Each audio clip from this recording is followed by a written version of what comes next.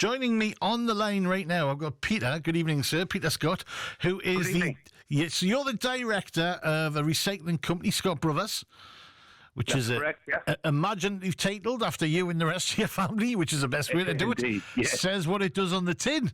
That's exactly it. Now, how much of the problem would you say fly tipping is these days? Well, it became a real nuisance to society. They're coming up with more innovative.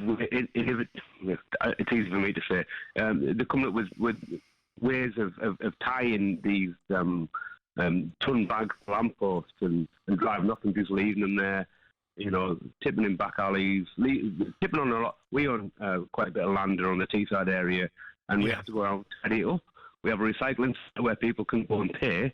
But nobody wants to, and these people don't want to pay. And the main problem, as far as I can see, is that it's general householders who they know a guy who knows a guy who'll come and get rid of all the rubbish. Yes, Instead of paying for a skip, you'll get Dave's mate from down the pub or whatever, and he'll come round and he'll take it away and you'll pay him. But if you don't get that waste transfer note, you don't know where that's gone. Well, this is the problem, right? Look, I'm a big fan of the skip. Oh, I love the skip, right? And I've got to be honest with you, I am a skip rat. I know it's naughty. I know it's naughty. We're talking about it on this show, but there's a whole host of skip divers listening to this show, I've got to say to you. And, one man's rubbish is another man's gold, as you say. And not just men and women as well. We're all as guilty of this. But, joking aside, some people are concerned and put off by the price of the skip, but they don't realise what's involved in the price of the skip. And like you're saying there, we've already had a caller with just after lockdown, did a life laundry during lockdown, hired a skip, threw all the stuff in the skip, had some stuff left over, and just as you said, there's somebody's offered to come and take their rubbish away from them. They got a man with a van from a certain social media marketplace who dumped their stuff. Yep. And it got back to them. The police got back to them because it had their name and address on. Because it's got the name and address on, exactly. And if they didn't get that waste transfer note off that unscrupulous operator and they've just tipped it wherever, it's going to come back to them. And the fines these days can be absolutely massive. And people just need to be aware of, people like us, we do charge, quite a lot for skips. Not as much as other people that charge more than us for skips. I don't think people realise what's involved in it now, though. Because it's not like the days where you just turned up the tip and dumped your stuff now. We're recycling with everything else. I mean, I know myself, right? For me, I was involved in the business and commercial waste. It's not cheap. It's not a cheap thing to dispose of, but it's getting disposed of properly and it's getting as much recycled as possible. And for example, if you go to your local tip now, if you're throwing rubble, you actually have to pay extra to throw rubble, which you didn't used to do. Which you never used to do. No, we give a free tip for clean rubble, for people with waste carrier license with heavy goods vehicles. They can come to us with a clean load of brick rubble, and we'll bring it in and we'll recycle it for free. We don't do that with the smaller trucks because what people, some of these operators would do is they would hide other things underneath that load, so you wouldn't know what you were getting in. But, there is what we're doing and what everybody's trying to do is everything that comes in is to turn it round and make it a product again, and just giving your waste to somebody who's just going to tip it in some back alley somewhere for someone else to tidy up is not the way. It's happening more. It is happening more and more. I mean, I've actually got the statistics. I've got some statistics from the northeast of England here, which have been given us by IFO. They're saying here that it's actually increased. In the last 4 years, there's been an increase by up to 22% of more fly tipping cases. But, and here's the good bit, the police have managed to increase by 11% the amount of people who they've caught doing the fly tipping by going through and forensically checking the rubble that's been thrown. Because half the time you've got something which ties back to your house. It's be amazed how many times people have got packets with their names and addresses on, or there's something which ties in and connects with you, and that, like you say, you're giving it to somebody in good trust to take care of it for you. Most people wouldn't know to ask for can I see your slip from when you've handed it over, your transfer sheet? Most people wouldn't think to ask for that. What everybody needs to be aware of, and this is what I keep banging on about a lot of the time, is to just get a receipt. Just give me a receipt for taking my waste away. It's called a waste transfer note. You'll have your name and address, their name and address. If they do get rid of it wrongly, and the police come knocking at your door, you say, well, there's my waste transfer note, and that's your duty of care taken care of. And it is that simple for people. Yeah. But it is becoming so. A lot of the time, if one of these unscrupulous operators tips on some of my land, for instance, yeah, and I ring the police and go, well, it's not my land, it's your land. So I ring the council, and no, and so I ring the council, and they say, well, it's not council land, it's your land. So who bears the cost of getting rid of that waste? I did not know that. I'm going to ask you, Ray. Were you just hearing about these new laws they're bringing in? We're going to have hotspot areas, hotspot policing, right? And short and sharp punishments. We're going to bring in these within 48 hours of being caught of committing a crime. You're going to be out fixing a similar one. Right? If you get community service, that's part of what you're going to be doing. Hotspot policing. How are you going to hotspot where people are fly tipping? Because it's random, isn't it? Very random. And like I just said there, if somebody knows that they can go and tip on land that isn't council property, it's private land, they're going to take it straight back there. Because they know that they're not going to get prosecuted. It doesn't matter.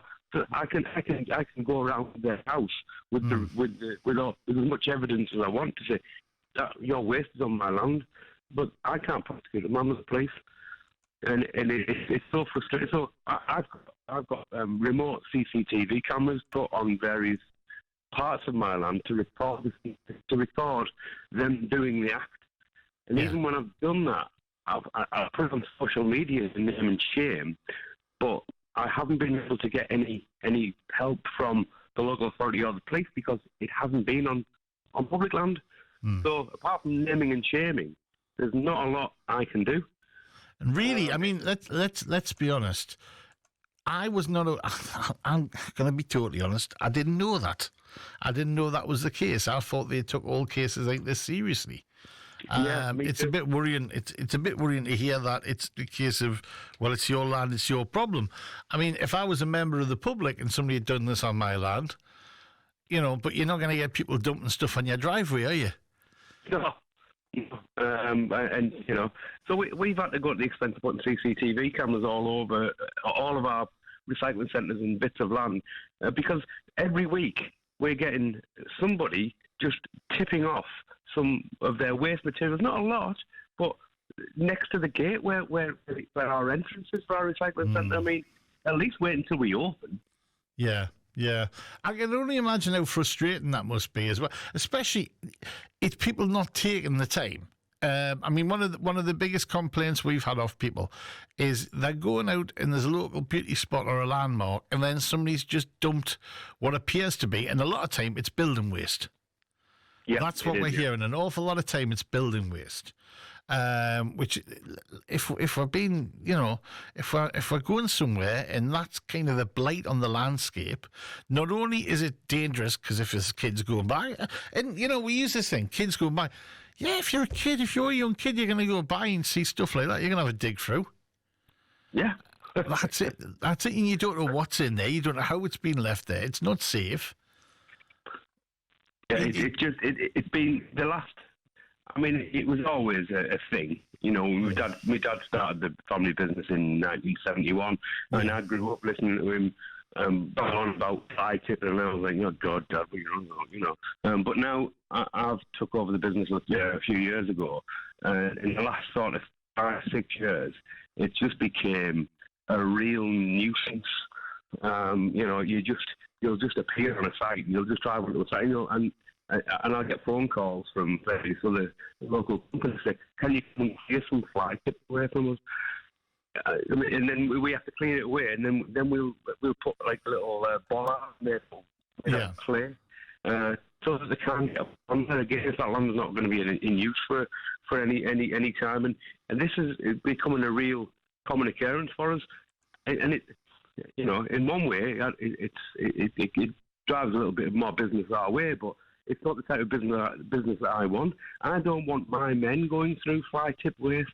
You know, if somebody gets a skip off me, they know they're not going to put sharps in there. They know they're not going to fill it up with various other nasty things that I don't want my men handling or breathing in. So these people just don't care what they're putting on the road, what they're putting on the roadside. I mean, bizarrely enough, I've had Jane's just messaged in today. I've got this, and she says, "Hi, Stefan, could you just do me a favour and read us out on tonight's show? I just want to say to the person who decided to fly tip their kitchen doors at the top of the..." I'm not going to read out the street where you live, Jane, but she lives in Northumberland. The residents of this street have to pay for the maintenance of the lane, hence the no parking signs. I appreciate the council charges for collecting household rubbish, but you've just dumped loads of your rubbish on us. If you've driven here with your doors, then maybe you're just too lazy to drive to the tip. But some consideration for us who live here would be appreciated. And she sent us a photo, and she said the cars come by late at night, dumped off that, a couple of the large blue dumpy bag type of things, and just left them lying. What she has added, though, is she goes, "We actually have on the doorbell, one of them has one of those recording doorbells, which has actually got footage of them doing it." I think it's called Hive or something like that. Yeah. I think other doorbells are available. Yeah, other doorbells are available, like a Ring. But other doorbells are available. But she's saying there, she goes, "Well, we've got it. We will, if you don't remove it, we will be going to the police." And she's put this up on Facebook and on social media. Do you know when did it get to the point where you've got to do this though? I've been doing it for ages, and I don't care. You know, I've been. I've had kids coming on my site vandalising machines. I put it on social media. I have cameras wherever I can put the cameras, and if somebody's coming on your property and fly tipping, or I mean, a couple of years ago, you could quite clearly see this one guy. He came onto our site and offloaded. It must have been a skip full of waste, including a mattress. Yeah. And you're just thinking, really, You've gone out your way to come down here, where you drove past the household waste recycling centre, which is 150 yards up the road, to do this at like 11:30 on a night. Have you got nothing else better to do with your life? It really was terrible. But I put it on social media. I never heard anything back from it. Although we did. That was one of the things that we ended up clearing from our own expense. But it is just so frustrating for a recycling operator like myself to have to clean other people's waste. But yeah, it's I suppose because of what we do and who we are, I think we become a target. No, I think very much so. I've got to say, thanks for coming on and highlighting this. It is something which we do on this show. We regularly get people messaging about it, saying it's something which is, people are just a little bit peeved, a little bit knocked off. They're saying, why are they doing this? Where's it happening? You're somebody who deals with this on a daily basis. So, Peter, you're the perfect person to speak about it. So I've just got to say thank you very much for coming on, and you can get yourself off to bed now. You must be shattered. Well, I've just had my daughter's just had my first grandchild, so right. I'm not as tired as she is, but I'll certainly I'll certainly be getting yourself off to bed. Yeah, thank you very much. Congratulations! Yeah, you're going to be. Tell you what, just you wait till you get landed on you. Peter Scott, thank you very much for calling. I much appreciate your time.